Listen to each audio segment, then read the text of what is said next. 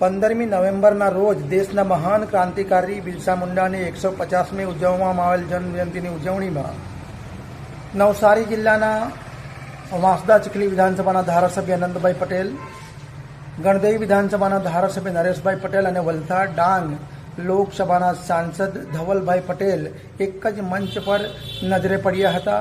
ત્રણેય મુખ્ય નેતાઓ આદિવાસી સુરતાલ પર નૃત્ય પણ કર્યા હતા. ત્યારે આખા દેશમાં આદિવાસી મસીહા તરીકે છબી ધરાવનાર વાંસદા ચીખલી ધારાસભ્ય અનંતભાઈ પટેલ હવે ભાજપમાં જોડાઈ જશે એવી પ્રજામાં ચર્ચા ઉઠવા પામી છે. ધારાસભ્ય નરેશભાઈ પટેલ અને વલસાડ ડાંગ લોકસભાના સાંસદ ધવલભાઈ પટેલ બંને ભાજપના પ્રબળ નેતાઓ છે.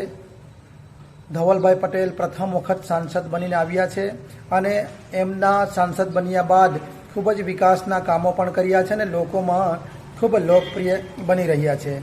નરેશભાઈ પટેલ પણ વર્ષોથી કમાન સંભાળી રહ્યા છે અને ગણદેવી વિધાનસભાની પ્રજામાં ખૂબ લોકપ્રિય છે.